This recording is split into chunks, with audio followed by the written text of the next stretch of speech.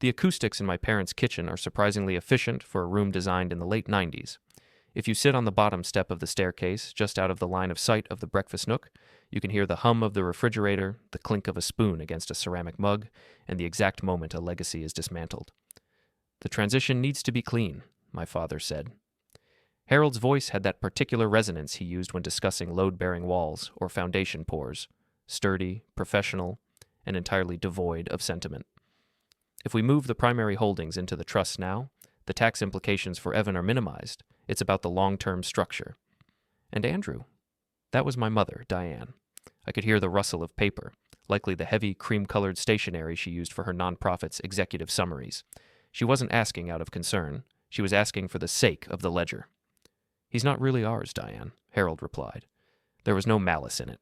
It was a statement of inventory. The math doesn't support an equal split. We provided the upbringing, the education, the safety net. That was the agreement. But the core assets? Those stay with the biological line. It all goes to Evan. It's only logical. "I'll draft the exclusion clauses," Diane said. "We should probably do it before the anniversary dinner. It's cleaner that way." I sat on the step and looked at my watch. It was 7:14 p.m. I had come over to help them troubleshoot a router issue, a mundane task for a Friday evening. My phone was in my hand, the screen glowing with a notification about a logistics delay for a shipping client in Des Moines. Funny how betrayal always needs paperwork. You'd think it would involve more shouting or perhaps a dramatic reveal in a rainstorm, but in the Cole household, it sounded like a middle management performance review. I didn't move. I didn't gasp. As a senior data analyst, I'm trained to look for outliers in a data set. If the numbers don't add up, you don't get angry at the spreadsheet. You look for the hidden variable. I had been the outlier for 31 years. I was the dark-haired, analytical son in a family of fair-haired, emotive planners. I was the one who checked the tire pressure and the insurance premiums, while Evan, 4 years my junior, was the one who was finding himself on their credit card.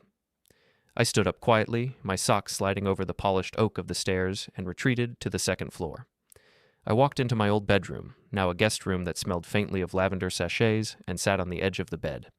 On the nightstand was a framed photo of the four of us at the lake house. Harold was holding a grill spatula like a scepter. Diane was radiant in linen. Evan was a grinning toddler. I was standing slightly to the left, already looking like a guest who had overstayed his welcome. I pulled out my phone and searched for a laboratory. Not a local one. I wanted a facility 3 states over with a rigorous privacy policy. I ordered the kit with 2-day shipping. It felt like placing an order for office supplies. When I finally descended the stairs 10 minutes later, I made sure my footsteps were heavy. I found them in the kitchen, exactly where I knew they'd be. Harold was reading a trade journal, and Diane was highlighting a spreadsheet. The transition from conspirators to doting parents was seamless. It was high-level operational theater. "Router's fixed," I said, leaning against the doorframe. I felt a strange, cold clarity. It wasn't a chill, it was a sudden absence of noise. The emotional static that usually accompanied family visits, the need to please, the subtle guilt of not being vibrant enough, had simply evaporated. "Thanks, honey," Diane said, not looking up from her yellow highlighter. "You're a lifesaver. We'd be lost without your technical brain." "I'm sure you'd manage the logistics," I said. I watched her hand pause for a fraction of a second. Just a flicker. Data analysts notice flickers. "Stay for a drink?" Harold offered, gesturing to the decanter. "Can't. I have a backlog of reports to get through, patterns to verify." I walked to the front door, my coat draped over my arm. As I passed the hallway mirror, I caught my reflection. I looked like a man who had just received a terminal diagnosis but was mostly annoyed about the scheduling conflict. I looked at the family photos lining the wall, the curated history of the Cole family. Graduation, birthdays, holidays. It was a beautiful gallery of placeholders.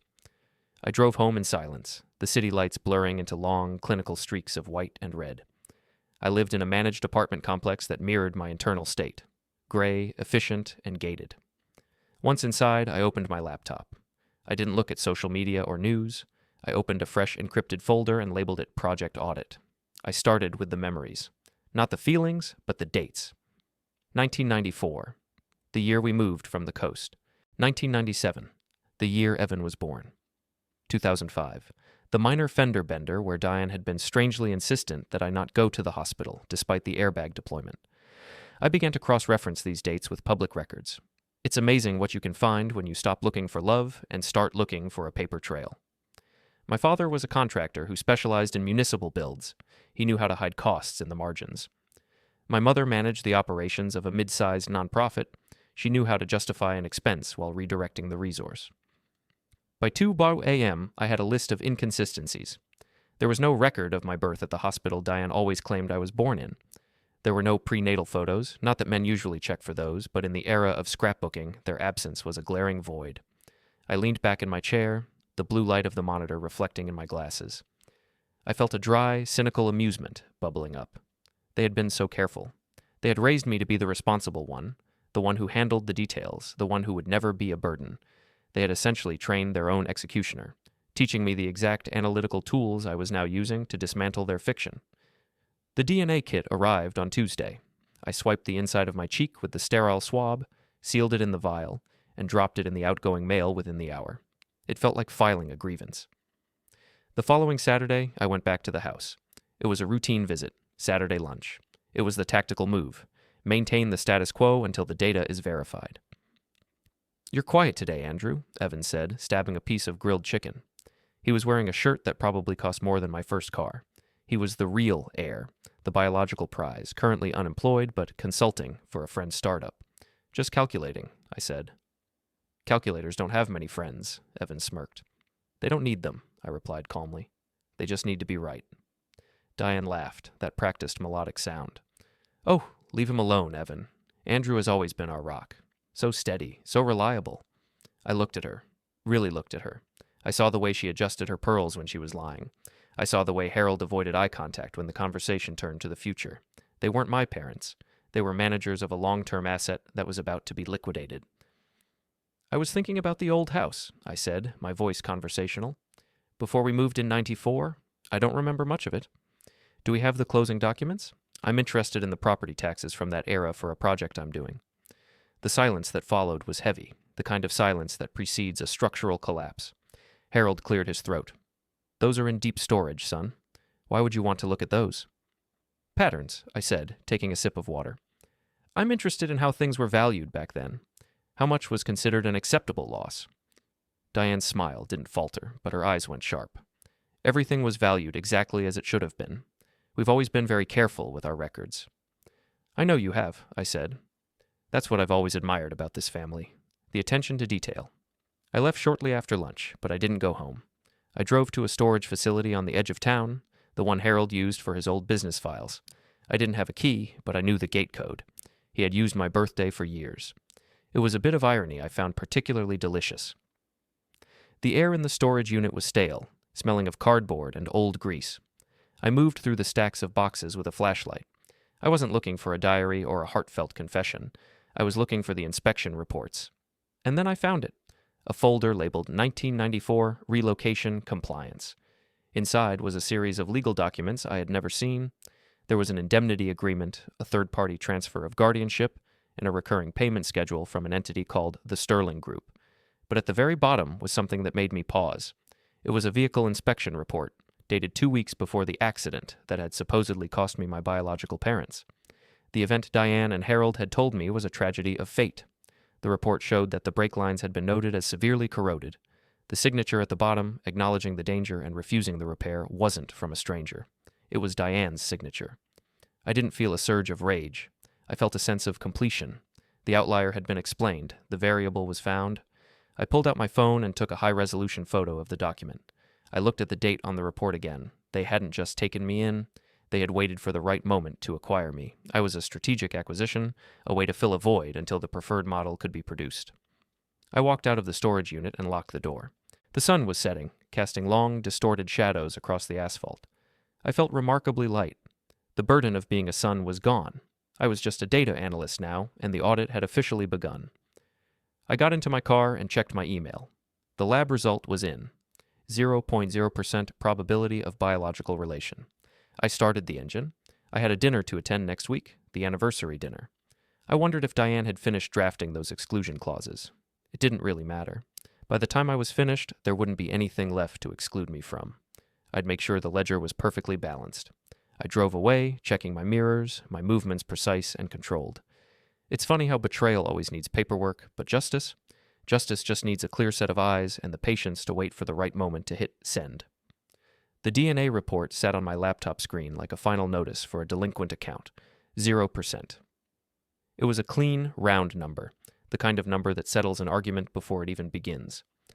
I looked at it for a long time, not because I was surprised, but because I appreciated the mathematical finality of it. There is a certain comfort in knowing that your intuition is supported by molecular biology. It removes the need for emotional labor. I printed the report on the heavy-duty laser printer in my home office. The paper was warm when it slid into the tray. I tucked it into a plain manila folder along with the photos of the vehicle inspection report I had found in the storage unit. My movements were efficient, the same movements I used when prepping for a quarterly review. I felt no urge to pace the room or throw things. In fact, I felt more organized than I had in years. I drove to the Cole house on Sunday morning. Sunday was the day for unstructured family time, a concept Diane pushed with the same vigor she used for her nonprofit fundraising targets. Harold would be in the garage pretending to organize his tools, and Evan would be sleeping off a late night in the basement. It was the optimal time for a controlled disclosure. When I entered the kitchen, the smell of expensive coffee and toasted sourdough greeted me. It was a domestic stage set, perfectly maintained. Diane was at the island, her iPad propped up on a stand. "Andrew, you're early," she said, her voice lilting with that specific pitch of maternal cheer. "I was just about to start the eggs. Did you sleep well?" "I slept with the clarity of a man who finally solved a recursive loop," I said. I placed the manila folder on the marble countertop. I didn't slide it toward her. I placed it exactly in the center of the island, a focal point she couldn't ignore. Harold walked in from the mudroom, wiping his hands on a rag. He saw the folder, then he saw my face. The casual slump of his shoulders straightened. He had spent his career managing job sites. He knew when a structure was failing. "What's this?" Harold asked, though I could see by the way his eyes darted to Diane that he already had a working theory. "It's a verification of the logistics," I said. "I think it's time we stop the rehearsals. I know about the trust, I know about the inheritance restructuring, and I know why the math never added up." Diane didn't reach for the folder. She didn't have to. She looked at me, and for the first time in my life, the mask of the doting mother didn't just slip. It was folded and put away. Her expression became one of professional assessment. "We always knew you were too observant for your own good, Andrew," she said. Her voice was flat, devoid of the earlier cheer. "Most children want to believe in the fairy tale.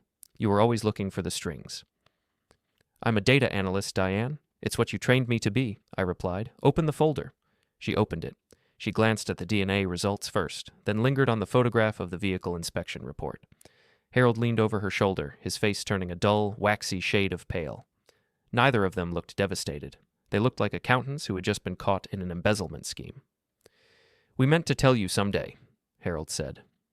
It was a classic fallback, the promise of future honesty to excuse past deception. But the timing was never right. After the crash, we were the ones who stepped in. We provided a stable environment. We gave you a name. We gave you a life. "You gave me a function," I corrected him. "I was the placeholder. I was the proof of your benevolence until the preferred heir arrived, and you used the insurance payout from my biological parents' estate to fund the startup costs for Harold's firm and Diane's nonprofit. I've traced the wire transfers. It was a very tidy acquisition." "You've been digging," Diane said, her tone narrowing into something sharp. "That's very ungrateful, considering the resources we've allocated to you over the last 3 decades. "I'm not interested in gratitude, and I'm not interested in your justifications," I said. I felt a strange, dry humor undercutting the tension. "I'm interested in the timeline. You signed that inspection report 2 weeks before the vehicle failed. You knew the hardware was compromised. You didn't just take me in, you ensured there was a vacancy." The silence that followed was heavy, like the air before a storm, but there was no thunder. Harold just looked at the sink. Diane slowly closed the folder. "It was a complicated time," she said, her voice regaining its procedural calm. "The world isn't as simple as your spreadsheets, Andrew. Sometimes you have to facilitate an outcome that serves a greater purpose. We have done right by you. You have a career, you have no debt, and you have been part of a respected family." "A family I was never intended to stay in," I said. "I overheard you talking about the exclusion clauses. I know the plan. I'm the legacy asset you're trying to write off before the fiscal year ends." "It's about the biological line," Harold muttered. "It's only natural." "Natural," I repeated. Funny word for a family built on forged signatures and insurance claims. I didn't wait for them to offer more excuses. I turned and walked up the stairs to my old room. I could hear them whispering in the kitchen, not frantically, but with the hushed intensity of two people revising a strategy. In my room, I pulled a collapsible duffel bag from under the bed. I didn't take clothes, I didn't take the trophies from high school or the gifts they had given me over the years. I went to the bookshelf and began removing the items that actually belonged to me, the journals I had kept since I was 12, the rare books I had purchased with my own earnings. I moved to the walls.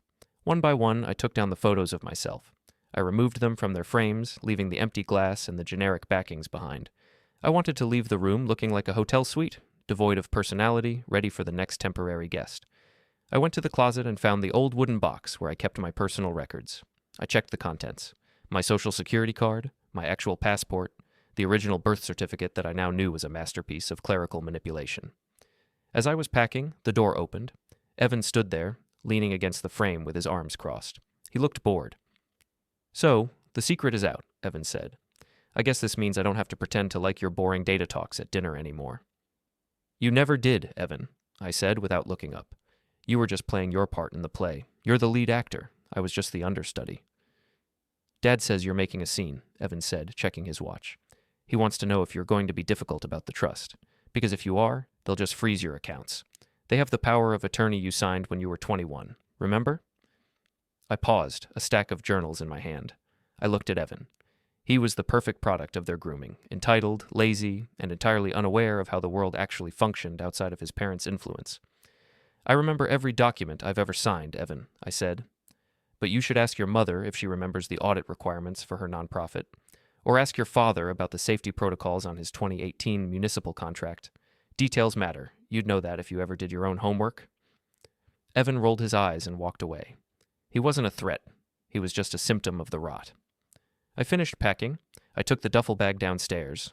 Harold and Diane were still in the kitchen, sitting at the island like a board of directors. They didn't look at me as I walked toward the front door. "I'm taking my things," I said. "That's fine," Diane said, her eyes fixed on her iPad. "We'll have the locks changed by evening. It's for the best. A clean break." "A clean break," I agreed. "But you forgot one thing about data, Diane. Once a pattern is identified, it can't be unseen. And once a file is opened, it's very hard to close it without a full investigation." I walked out the front door and locked it behind me for the last time. The click of the bolt was satisfying. It was the sound of a closing bracket in a long, complex string of code. I drove back to my apartment and spent the next several hours in front of my computer. I wasn't looking at my own history anymore. I was looking at theirs. I began to map out the connections. Diane's nonprofit, the Foundation for Youth Advancement, had received several large, anonymous donations over the years that coincided perfectly with the timelines of Harold's larger construction projects. It was a classic funneling system. But the real discovery came when I dug deeper into the 1994 relocation. I found the original insurance file for the vehicle accident. I had assumed it was a simple payout. But as I scrolled through the scanned documents, I noticed a discrepancy in the signatures. The inspector who had signed off on the post-accident report, the one that claimed the mechanical failure was unforeseen and unavoidable, was a man named Noah Pike. I cross-referenced the name. Noah Pike wasn't just an insurance adjuster. He was Harold's former business partner. He had been the one to help them set up the initial logistics firm. He had been embedded in their operations for decades. I leaned back, my eyes straining in the dim light of the room. This wasn't just a case of two people taking advantage of a situation. This was a coordinated effort to ensure the outcome. They hadn't just waited for the crash. They had facilitated the conditions, ensured the reporting was favorable, and then utilized the resulting assets to build their empire. I was the living evidence of a long-term fraud. I looked at the manila folder on my desk. The DNA test was just the beginning. The real story was in the paper trail. It was in the way Diane's signature matched the refusal to repair the brakes, and the way Noah Pike's signature matched the exoneration of that same failure. I felt a cold, dry smile touch my lips. They thought they were being bureaucratic and polite. They thought they could manage me like an aging piece of equipment. But they had forgotten the most basic rule of logistics. The system only works as long as the components don't start questioning the root. I opened a new spreadsheet. I labeled it Phases of Consequence. Phase 1 was the removal of history. Phase 2 was the investigation of the machinery. I was already ahead of schedule. I looked at the clock. It was nearly midnight. I thought about the way Diane had looked at me in the kitchen, the clinical, detached assessment of a woman who viewed people as variables. She was right about one thing. I was too observant for my own good. But she was wrong about the outcome. I wasn't going to seek an apology. I wasn't going to look for a lesson in this. I was going to restore the balance. Every cent they had taken, every lie they had told, and every document they had falsified was a debt that was now due for collection. I reached into my bag and pulled out the old photo of the four of us at the lake house.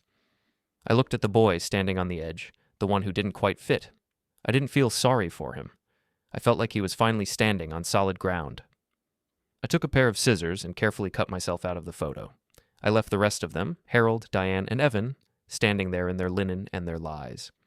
I dropped the piece with my image into the trash can. I was no longer a Cole, I was an auditor, and the audit was going to be thorough. The architecture of a lie is rarely a single, solid wall. It is a series of interconnected rooms, each requiring its own specific key. By Tuesday, I had mapped the floor plan of the Cole family's history with the precision of a structural engineer.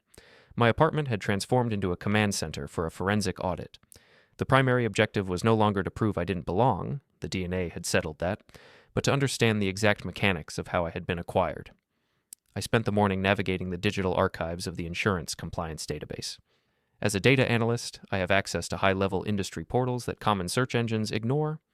I wasn't looking for emotional narratives, I was looking for alphanumeric codes. I found the original claim filed after the highway incident in 1994. The payout had been substantial, enough to settle an entire estate and provide a significant surplus. That surplus had vanished into a shell company called Apex Logistics, which 6 months later had provided the seed capital for Harold's first major contracting firm. The adjuster's signature on the final settlement was indeed Noah Pike. Noah Pike was a man of predictable habits. He was the kind of person who built a career on being the guy who knows a guy. He had retired 3 years ago from the insurance world, but remained a fixture in the local business community, often seen at the same high-end athletic club as Harold. I tracked his current professional interests and found that he still maintained a private storage unit at the Northside facility, the same complex where Harold kept his deep storage files. It was a tactical overlap that was too convenient to ignore. I arrived at the storage facility at 2 p.m. The sun was a harsh, clinical white against the corrugated metal of the units. I didn't hide. I sat in my car and watched the gate. At 2:15 p.m., a silver sedan pulled in. Noah Pike stepped out. He was 65 with a silver buzz cut and the posture of a man who spent a lot of time assuring people that everything was under control. I waited until he had keyed his code into Unit 412 and rolled up the heavy metal shutter. I stepped out of my car and walked toward him, my shoes crunching rhythmically on the gravel. I kept my hands in the pockets of my light jacket. I wanted to look like a man coming to ask for the time, not a man coming to dismantle a life. "Noah," I said, stopping 10 feet away. He jumped slightly, dropping a stack of ledgers onto the concrete floor. He squinted at me, his eyes searching his internal database for a name. "Andrew? Andrew Cole? Good heavens, you gave me a fright. What are you doing here?" "I'm doing some research for Harold," I said. The lie was smooth, a lubricant for the conversation.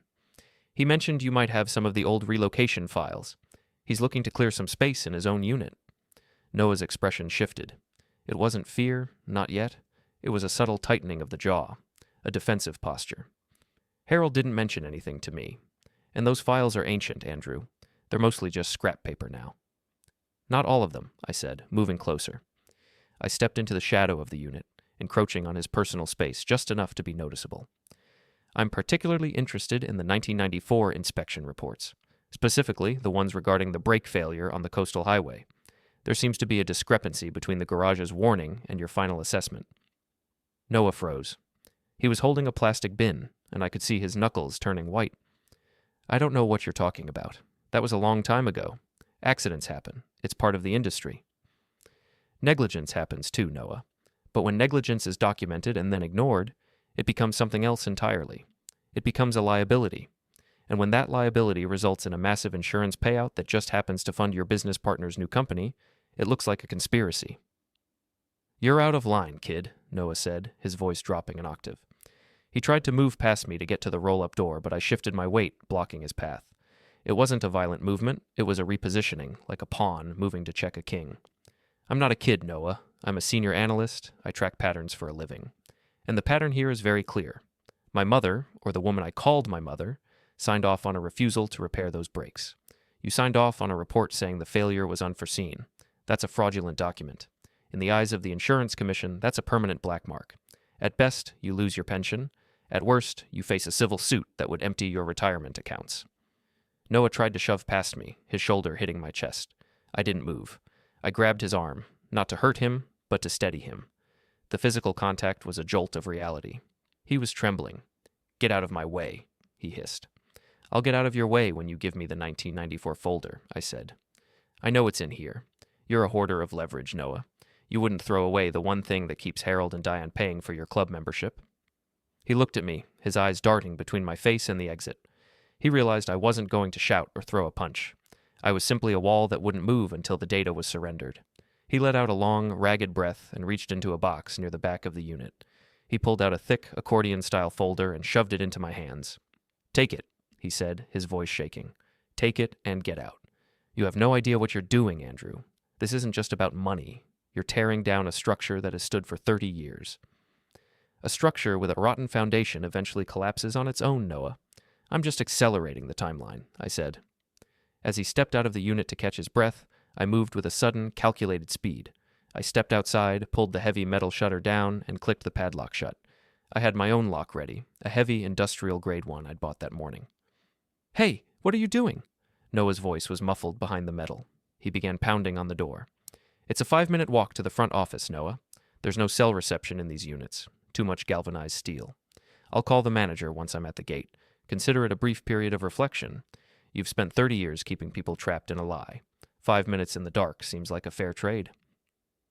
I walked back to my car, the accordion folder tucked under my arm. I could hear him shouting, the sound echoing through the facility like a trapped bird. I felt a surge of adrenaline, but it was controlled, channeled into a cold, productive energy. I wasn't a vigilante. I was an auditor performing a field recovery. I sat in the driver's seat and opened the folder. It was all there. The original policy documents, the internal memos between Harold and Noah, and most importantly, the handwritten notes from Diane. She had been the architect. She had calculated the risk versus the reward. She had decided that the life of a young child and the elimination of his parents were acceptable costs for the advancement of her own future. I realized then that the accident hadn't just been a matter of ignoring a repair, it was expedient. They had known the family was traveling. They had known the route. They had ensured the vehicle was a rolling hazard, and then they had waited for the inevitable call. I started the car and drove toward the gate. As promised, I stopped at the office and told the clerk that a gentleman in Unit 412 had accidentally locked himself in. I didn't stay to see him released. I had more data to process. I spent the next several hours at a public library using their high-speed scanner to digitize every page of Noah's folder. I uploaded the files to 3 different cloud servers. I sent a redacted copy to Clara Whitman, a contact I'd cultivated in the insurance compliance sector. I didn't tell her who I was or what I wanted. I simply attached a note. Verify the signatures on the 1994 settlement for policy Dover 8829KC. Look at the metadata of the timing. By 7 p.m., I was back in my apartment. I felt a strange sense of detachment, as if I were watching a film of my own life. I opened a bottle of water and sat in the dark, watching the city lights. My phone buzzed. It was a text from Diane. "We missed you at the planning meeting for the gala tonight, Andrew. Is everything okay? You seemed a bit stressed on Sunday." I didn't reply. I looked at the digitized image of her signature on the refusal to repair. It was an elegant, flowing script. It was the signature of a woman who valued order above all else. I began to draft the presentation for the nonprofit board event on Thursday. Diane was the keynote speaker. She was going to talk about the ethics of stewardship. It was a perfect title. I had some data on stewardship that the board would find very illuminating. I looked at the folder labeled Project Audit. Phase 1 was complete. History had been removed. Phase 2, the investigation of the machinery, was yielding results far beyond my initial projections. The machinery wasn't just broken, it was criminal.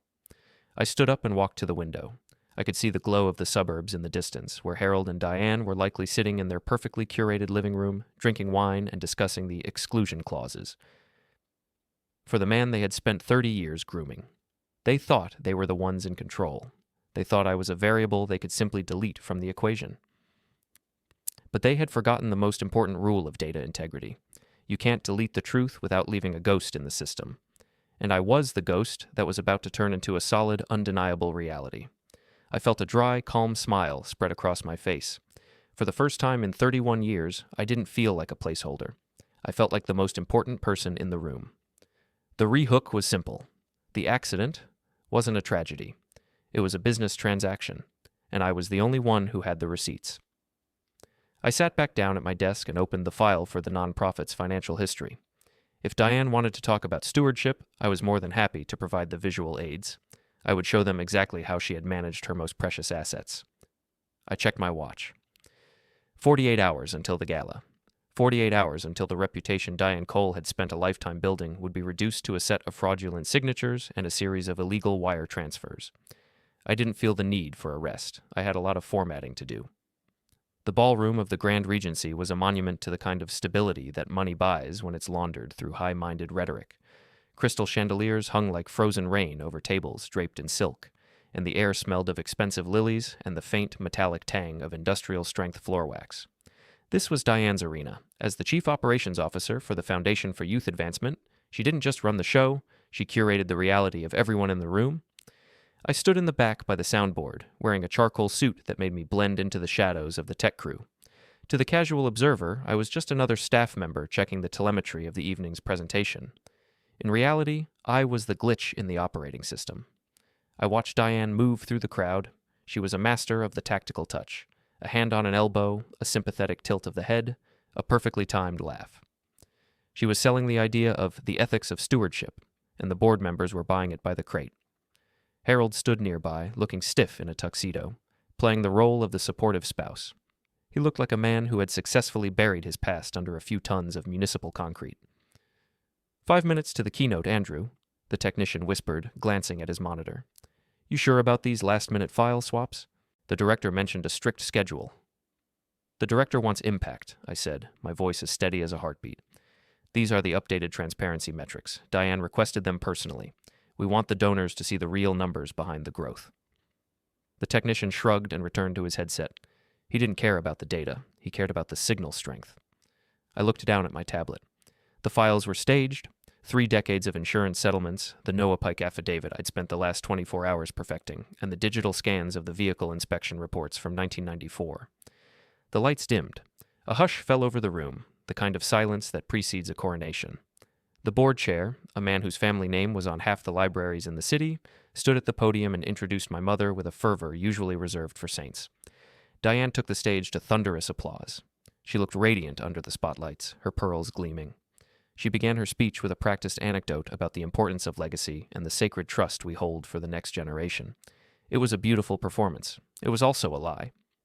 Stewardship isn't just about managing money, Diane said, her voice projected with effortless clarity. It's about managing truth. It's about ensuring that the foundations we build are strong enough to support those who come after us. I felt a dry, analytical amusement. She was handing me the shovel. To illustrate our commitment to this transparency, she continued, gesturing toward the massive screen behind her, I've asked our senior analyst to prepare a visual history of our operational integrity. That was my cue. I didn't hesitate. I hit the sequence. The screen didn't show the flashy infographics of the Foundation's success. Instead, it displayed a high-resolution scan of a document from 1994. It was the insurance claim for the unavoidable mechanical failure. The room went quiet, but it was a confused quiet. They were looking for bar charts. They found a 31-year-old bureaucratic form. I scrolled the image. I zoomed in on the signature at the bottom, the refusal to repair the brakes. Then, I split the screen. On the right side, I displayed the Foundation's original articles of incorporation, signed by the same hand. The handwriting was identical. As you can see, I whispered into the technician's headset, though my voice was being piped through the secondary audio channel, the signature of our COO is a constant variable in the history of this institution. It appears on the refusal of safety repairs just as clearly as it appears on our mission statement. Diane froze. She didn't turn around to look at the screen. She didn't need to. She could feel the shift in the room's atmosphere. The air seemed to thin. I saw Harold's hand go to his collar. I advanced the slide. Now, the screen showed the wire transfers. I had mapped the flow of the insurance settlement directly into the initial funding for Harold's contracting firm, and subsequently the first major endowment for the Foundation. The dates were highlighted in red. The connection was undeniable. Integrity is a ledger, my recorded voice said over the speakers, calm and methodical. And when the opening balance of a legacy is founded on a facilitated tragedy, the interest on that debt becomes a moral bankruptcy. The board chair stood up, his face reddening. What is this? This isn't the presentation. This is the audit, I said, stepping out from behind the soundboard into the light of the perimeter lamps. I held my tablet like a shield. I didn't look at the crowd. I looked directly at Diane. She was gripping the edges of the podium so hard her knuckles looked like white stones. "Andrew," she hissed, the microphone catching the sharp, jagged edge of her voice. "Shut this down, now." "I can't do that, Diane. Data wants to be seen," I said. I hit the final button. The screen changed one last time. It was the Noah Pike statement, signed and notarized just 4 hours ago in exchange for my silence regarding his own pension. It detailed the exact nature of the collusion, the way the accident was managed, the way the reports were buried, and the way I was utilized as a prop to maintain the image of the grieving charitable guardians. The room erupted. It wasn't a roar. It was the frantic buzzing sound of 100 private conversations happening at once. The donors were looking at their programs as if they had been handed a list of charges. The board members were huddled in a panicked circle. I walked toward the stage. The security guards hesitated. I wasn't an intruder. I was the son. I was the one they had seen at every holiday party and every summer picnic. I was the reliable one. I climbed the steps and stood next to Diane. Up close, I could see the cracks in the foundation. The makeup couldn't hide the gray pallor of her skin. "You've ruined everything," she whispered, her eyes wide with a cold, frantic energy. "Everything we built for you. For Evan." "You didn't build it for me," I said, my voice barely audible over the din of the room. "You built it on me. There's a difference. You used my life as a foundation for a building you never intended me to live in." Harold reached the stage, his tuxedo jacket rumpled. He looked smaller than he had an hour ago. "Andrew, stop this. We can talk. We can fix the trust. We can make the numbers work." "The numbers already work, Harold. They just don't favor you anymore," I said. I looked out at the audience. Clara Whitman from the insurance compliance sector was there, as I knew she would be. She was already on her phone, her face grim. The reputation Diane had cultivated was evaporating in real time, replaced by the clinical reality of the documents on the screen. The board chair approached the podium, his voice shaking with authority. "Diane, Harold, we need to move this to a private room, immediately. The Foundation will be conducting an internal review effective now." "There's no need for a review," I said, turning back to the room. "The documents are already in the hands of the state insurance commissioner. This wasn't an internal matter. This was a public recovery of a stolen legacy." I walked past them. I didn't feel a sense of triumph. I felt the relief of a weight being shifted from my shoulders onto the people who had actually earned it. As I descended the stairs, I saw Evan standing by the bar. He looked confused, clutching a drink as if it were a life preserver. He was watching the screen, finally realizing that the consulting life he enjoyed was funded by a fraud that had just been dismantled. I walked through the ballroom, the crowd parting for me like water around a stone. I didn't look back. I knew what the next 12 hours would look like. The emergency board meetings, the freezing of assets, the arrival of the compliance investigators at the Cole residence. I reached the lobby and stepped out into the cool night air. My phone buzzed in my pocket. It was an automated notification from my bank. The estate assets had been flagged for a legal hold. I walked toward the parking garage, my footsteps echoing in the quiet night. I felt a strange, dry humor. Diane had always told me that stewardship was about managing truth. I had just finished the most significant management project of my career. As I got into my car, I saw Harold and Diane being escorted out the side exit by their personal security. They weren't the power couple of the city anymore. They were two people in evening wear trying to figure out how to explain a 30-year-old signature to a grand jury. I started the engine and checked my mirrors. The data was clear. The machinery of the Cole family had been seized. The reputation damage was irreversible. And the most interesting part was that I hadn't raised my voice once. I felt a slight, cold smile on my lips. It was the first time I had felt truly aligned with my own life. I wasn't a placeholder, I was the audit. The rehook was waiting for me at home. The insurance company hadn't just opened a file. They had issued a notice of intent to recover the original settlement plus 30 years of interest. The total was more than the Coles' entire net worth. I drove away from the Regency, leaving the chaos behind. I had one more act to finish. I had to ensure that the physical reckoning matched the reputational one. The aftermath of a public collapse is rarely silent. It sounds like the frantic clicking of computer keys and the low, urgent murmur of legal counsel. By Friday morning, the Cole family's digital footprint had been effectively erased from the Foundation for Youth Advancement's website. The formal statement from the board was a masterpiece of corporate distancing, using words like unforeseen irregularities and comprehensive restructuring. It was the linguistic equivalent of a controlled demolition. I spent the morning in my apartment, watching the ripples spread through the local news cycle. The insurance commission had moved with a speed that suggested they had been waiting for a reason to scrutinize Harold's filings for years. All joint assets were under a temporary freeze. The lifestyle that Evan had treated as a natural right was being dismantled by the very bureaucracy that had once protected it. At 1 p.m., I received a notification from the security system I had surreptitiously installed on the gate of the family's summer property. Someone was moving items. I knew Harold and Diane were tied up with a second round of interviews at the state attorney's office, which left only one person. Evan was attempting to salvage what remained of the portable assets before the forensic accountants arrived. I reached the driveway of the suburban estate just as Evan was hauling a heavy designer suitcase toward the trunk of his convertible. The house behind him, a sprawling glass and stone structure, looked hollowed out in the gray afternoon light. Several high-end pieces of artwork had already been leaned against the garage door, wrapped in moving blankets. I pulled my car across the foot of the driveway, effectively barring the exit. I didn't rush. I turned off the engine, stepped out, and leaned against the door. "Loading up for a trip, Evan?" I asked. My voice was calm, carrying easily across the manicured lawn. Evan spun around, his face flushed with a mixture of panic and a hollow sort of rage. He looked disheveled, his expensive hair unstyled, his designer shirt wrinkled. "Get out of the way, Andrew. You've done enough. You've ruined Mom and Dad. You've turned everything into a crime scene." "I didn't turn it into anything," I said, walking toward him. "I just stopped the music. The crime was already the soundtrack. You were just too busy dancing to notice the lyrics." "You're a psychopath," Evan spat. He tried to shove the suitcase into the trunk, but it jammed against the lining. He kicked the bumper in frustration, a petulant, useless gesture. "They raised you. They gave you everything, and you repay them by hacking their lives apart in front of the whole city?" "They didn't give me everything, Evan. They gave me a temporary lease on a life that belonged to someone else, and they did it using funds that were acquired through the systematic destruction of my actual family. I'm simply reclaiming the principal on the investment." I reached the back of his car and placed a hand on the suitcase. I didn't use force. I simply applied enough pressure to prevent him from closing the lid. "Let go," Evan hissed. He reached out and shoved my shoulder. It was a weak, uncoordinated move. I didn't stumble. I stepped into his space, my presence a physical manifestation of the data he couldn't ignore. "These items are part of the frozen estate, Evan. Moving them is a violation of the court order. If you drive away with that suitcase, you aren't just a beneficiary of a fraud. You're an active participant in the concealment of assets." "I don't care," he shouted, shoving me again, harder this time. "This is my stuff. My life." I grabbed his wrists. I didn't twist them, but I held them with a grip that was clinical and absolute.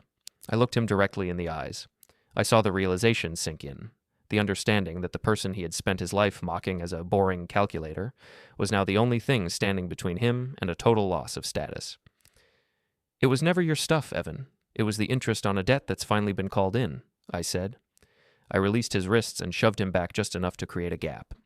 "You can stay here and wait for the investigators, or you can leave. But you leave with nothing. Not the car, not the luggage, and certainly not the art." "You can't do this," he said, but his voice was cracking. He looked toward the house, perhaps hoping for Harold to emerge with a solution, but the house remained silent. "I'm already doing it," I said. I pulled my phone out and took a photo of the items leaning against the garage. "The neighbors are watching. Mrs. Sterling has been at her window since I pulled up. If you try to move these items now, there are witnesses to the theft." Evan looked toward the neighbor's house, then back at me. He was a creature of perception, and the perception of being a common thief was a weight his ego couldn't carry. He let out a strangled sound of frustration and let go of the suitcase. "Fine," he said, his voice trembling. "Take it. Take all of it. I hope it makes you feel something, you cold-hearted machine." "It makes me feel balanced, Evan. That's better than any emotion you've ever experienced." He stormed toward the driver's side of his car, but I stepped in front of the door. I held out my hand. "The keys, Evan. The car is registered to Harold's firm. The firm is currently under a state-appointed receivership. You don't have authorization to operate the vehicle." "You're joking," he whispered. "I'm an analyst. I don't have a sense of humor for logistics. Give me the keys." He looked like he wanted to strike me, but he saw the lack of hesitation in my posture. He realized that I wasn't going to back down, and more importantly, he realized that I was technically correct. He fumbled in his pocket, pulled out the key fob, and threw it at my chest. I caught it in one hand. "Walk, Evan. It's only 3 miles to the main road. The exercise will help you process the transition." He stared at me for a long moment, his face a mask of pure, impotent hatred. Then, without another word, he turned and began to walk down the long, winding driveway. He looked small against the backdrop of the estate, a fair-haired boy losing his kingdom one footstep at a time. I watched him until he reached the gate, then I turned my attention back to the house. I walked up to the front door, used my old key, and stepped inside. The silence was absolute. The air felt heavy with the absence of the people who had occupied it. I walked to the study, Harold's sanctuary. On the desk was a framed photo of the four of us. I picked it up. It was the original of the one I had edited. I looked at Diane's smile, at Harold's relaxed posture. They had been so confident in their ability to manage the narrative. They had viewed me as a structural necessity, a beam that would hold up the ceiling without ever asking why it was there. I set the photo face down on the desk. The front door opened. I heard the heavy, tired footsteps of my parents. I walked into the hallway to meet them. They looked like they had aged a decade in the last 48 hours.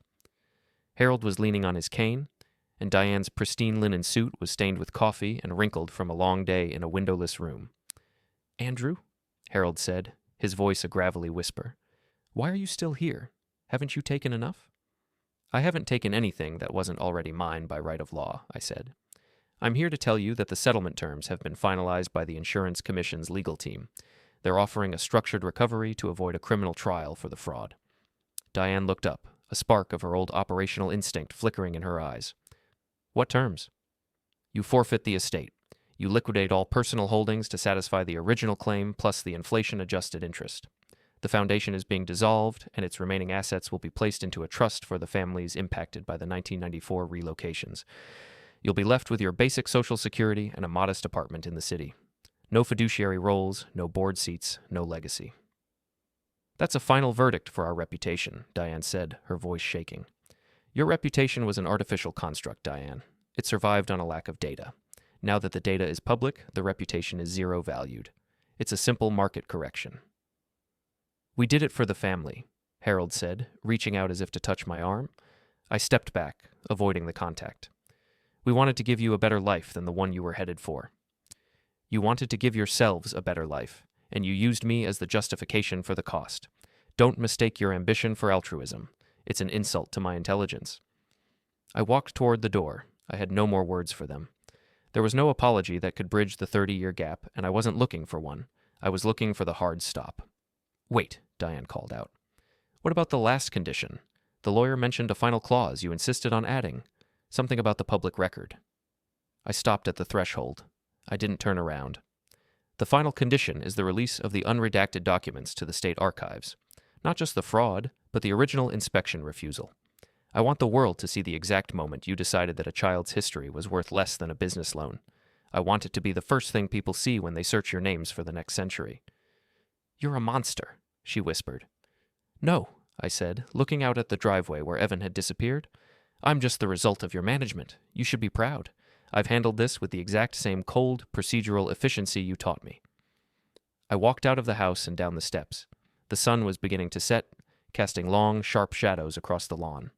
I got into my car and drove toward the gate. I didn't look in the rearview mirror. I had already seen everything I needed to see. The final rehook was waiting for me on my phone, a confirmation from the board. The live-streamed vote for the dissolution of the foundation was set for Monday morning. The closure was imminent. Monday morning arrived with the clinical precision of a scheduled system update. I sat in my apartment, the air quiet and the temperature controlled, watching the countdown on my monitor. The Foundation for Youth Advancement was holding its final emergency board meeting, a session being live-streamed to a public that had spent the weekend devouring the leaked documents. In the world of logistics, there is a concept called last-mile delivery, the final, most critical leg of a journey where the product actually reaches its destination. This was my last mile. I had already finalized my own exit strategy. My apartment was packed, not with the frantic energy of a fugitive, but with the deliberate calm of a contractor moving to a new project site. I had liquidated my modest retirement account, transferred my personal data to a secure offshore server, and prepared a final packet for the insurance compliance investigators. I wasn't running. I was simply relocating once the job was finished. The screen flickered to life. The board chair, looking as though he hadn't slept since the gala, sat at a long mahogany table. Behind him, the Foundation's logo, a stylized rising sun that now looked remarkably like a warning sign, hung in a state of literal and metaphorical shadow. To his left sat a court-appointed liquidator. To his right, an empty chair where Diane Cole should have been. I watched the metrics on the stream. 10,000 viewers, 20,000. The city was watching the dismantling of its most prominent charitable institution. I opened a secondary window and initiated the public release of the unredacted archives. As the board began to speak, the documents hit the internet, the signatures, the wire transfers, the memos, and the original 1994 vehicle report. I had timed it so the board members would be receiving notifications of the new evidence in real time. The board of the Foundation for Youth Advancement, the chair began, his voice strained and thin, hereby moves to dissolve the organization effective immediately. We acknowledge the profound breach of trust revealed by the recent audit of our foundational history. We have reached a settlement with the State Insurance Commissioner to relinquish all assets toward the restitution of the original victims' estates. I leaned back, a glass of water in my hand. It was a clean, bureaucratic ending. There were no shouts, no dramatic courtroom outbursts. It was just the sound of a legacy being deleted by a unanimous vote. The screen showed a montage of the Foundation's history, a somber tribute that felt more like a post-mortem. As the vote was finalized, my phone chimed. It was a message from a number I didn't recognize, but the tone was unmistakable. You've destroyed 40 years of work in 4 days. Was it worth it? I didn't need to ask who it was. I typed back a single sentence. The value of a structure is determined by the honesty of its foundation. I deleted the thread and blocked the number. I wasn't interested in the emotional fallout. I was interested in the resolution of the data. I picked up my keys and walked out of my apartment, leaving the door unlocked for the management company. I had already surrendered the lease. I took the elevator down to the garage and got into my car. The engine started with a smooth, reliable hum. I drove past the Foundation's headquarters one last time. A crowd of reporters had gathered at the gates, their cameras aimed at the glass entrance. In the distance, I saw a black sedan being loaded with boxes. I didn't stop to watch. I didn't need to see the physical removal of the furniture to know that the office was already vacant. I headed toward the State Archives building. I had one final physical delivery to make. The original 1994 folder I had taken from Noah Pike's unit. It was the only physical copy left in existence. I pulled into the loading zone, stepped out, and walked to the night deposit slot for historical records. I had already coordinated with the head archivist. I slid the folder into the slot. I heard it land with a soft thud on the other side. That was the final piece of the puzzle. The history of the man I was supposed to be was now a matter of public record, safe from the hands of anyone who would try to edit it again. I returned to my car and began the drive out of the city. I bypassed the suburbs entirely. I didn't want to see the for sale sign that would soon be hammered into the lawn of the coal estate. I didn't want to see Harold and Diane moving their remaining personal effects into a rented 2-bedroom apartment. I didn't want to see Evan looking for a job with a resume that was now a liability. I felt no regret. I felt no sorrow. I felt the profound, cooling peace of a system that has been successfully purged of a persistent error. As I reached the highway, the sun broke through the morning clouds, casting a neutral, even light across the pavement. I checked my GPS. My destination was a small town 300 miles north, a place where no one knew the name Cole and where the data was fresh and unencumbered. I looked at the rear-view mirror. The skyline of the city was receding, the tall buildings shrinking into the horizon. I thought about the kid in the lake house photo, the one who had been standing on the edge, looking for a way to fit into a story that wasn't his. I realized that the boy hadn't been waiting to be loved. He had been waiting to be seen. And now, through the cold, hard lens of the public record, he finally was. I turned on the radio to a station that played nothing but instrumental music. No lyrics, no narratives, just the steady, predictable rhythm of the beat. I set the cruise control to exactly 65 miles per hour. I watched the lane markers flick by, a series of white dashes that organized the world into manageable segments. My phone buzzed one last time. It was a news alert. Cole family assets liquidated. Insurance commission closes largest fraud case in decades. I swiped the notification away. The case wasn't just closed, it was resolved. The variables had been accounted for. The debt had been paid. The audit was over. I reached for a bottle of water, took a slow drink, and focused on the road ahead. There were no more files to open, no more signatures to verify, and no more lies to track. There was only the long, open stretch of the highway and the quiet, functional reality of the present moment. I drove toward the border of the state, my hands steady on the wheel. I passed a sign that said, "Leaving city limits." Thank you for visiting. I didn't feel like a visitor anymore. I didn't feel like a son or a brother or an heir. I felt like a man who had finally finished his work. The road stretched out into the distance, a gray ribbon of certainty. I accelerated slightly, matching the flow of the traffic, my mind as clear as a fresh spreadsheet. The past was a set of redacted documents, and the future was a series of blank cells waiting to be filled with new, verifiable data. I reached the state line and didn't slow down. I didn't look back at the rearview mirror. I watched the green exit signs go by, each one a marker of a life that was no longer mine. I pulled into a rest stop a few miles past the border. I got out of the car, stretched my legs, and breathed in the air. It smelled of pine and damp earth, a neutral, honest smell. I walked to the edge of the parking lot and looked out over the valley. I took my phone out of my pocket. I navigated to the settings, selected Factory Reset, and watched as the screen went white. Every contact, every message, every trace of the life I had lived for 31 years was wiped clean in a matter of seconds. I dropped the phone into a recycling bin near the entrance of the rest stop. I walked back to my car, my movements light and purposeful. I adjusted my seat, checked my mirrors, and put the car in gear. I had no more attachments. I had no more ghosts. I was a man of pure logistics now, moving through a world that was finally, after all this time, making sense. I pulled back onto the highway. The final announcement of the Foundation's dissolution was likely ending now. The cameras would be turning off. The board members would be leaving the room. Diane and Harold would be sitting in the silence of their own making. I merged into the fast lane and pressed the accelerator. The engine responded instantly. I was no longer a placeholder. I was the result of a perfectly executed plan. I drove into the afternoon, the light shifting from white to a deep, resonant gold. I didn't think about the ending. I didn't think about the beginning. I simply watched the road. I passed a sign for a town I had never heard of.